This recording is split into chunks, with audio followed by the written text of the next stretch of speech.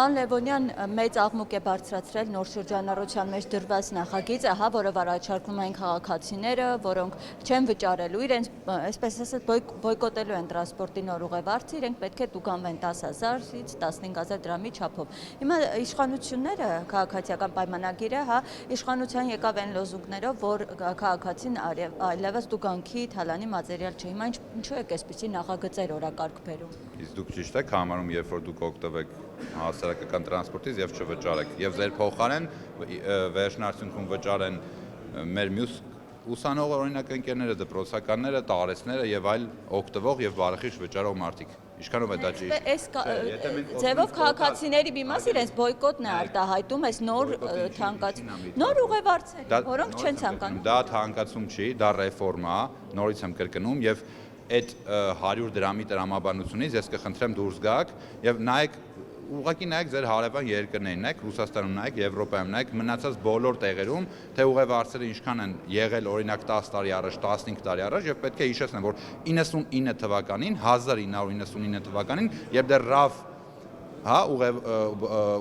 ուղևորատար փոխադրամիջոցներն էին, RAV-երը, երազները եւ գազները, դուք նույնպես վճարում եք 100 դրամ։ Հիմա էլ վճարեք 100 դրամ եւ այն ժամանակ էլ վճարեք 100 դրամ։ Լևոնյան, բայց դեպ քաղաքացիները նշում են, որ նույն կերպ տրանսպորտը բավականին ուշ է գալի, էլի խցկված են մի տեղից մյուսը շարժում։ Այսինքն որպես այդպեսին բարեկարգում չի։ Նայեք, ուշացումներ կարող են լինել, որովհետեւ ելնելով քաղաքային տրաֆիկից, ելնելով տարբեր օբյեկտիվ, գուցե եւ սուբյեկտիվ պատճառներից կարող են լինել ուշացումներ։ Ոչ մի ես իհարկե մենք ձգտում ենք, որ ժամանակ ճշտությամբ մեխանիզմը ցենց աշխատի առանց որևիցե խնդիրների, բայց ամեն դեպքում խնդիրներ կարող են լինել եւ եթե երբեմն լինում են նորից եմ կրկնում ուշացումներ, դրանք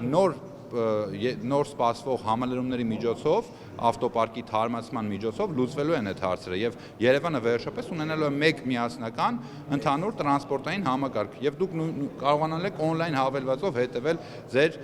նախընտրած երթուղու տեղաշարժը գտնվելու վայրը։ Քաղաքացիները ասում են լավ, վճարենք թանկացված, նոր ուղևորձերը, բայց գոնե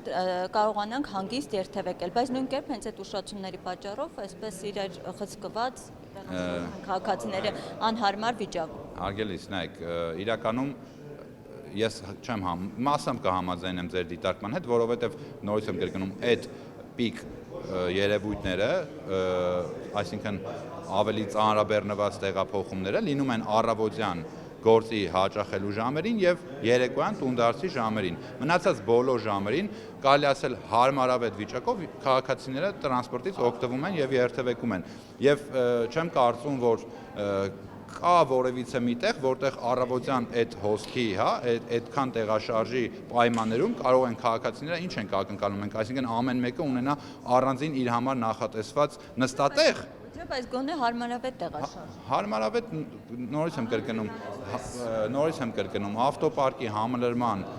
արդյունքում մենք ունենալու ենք բավականին այս ծանրաբեռնվածության թոթափում եւ տեղաշարժը լինելու է առավել հարմարավետ եւ ավելի բարեկեցիկ կարգով։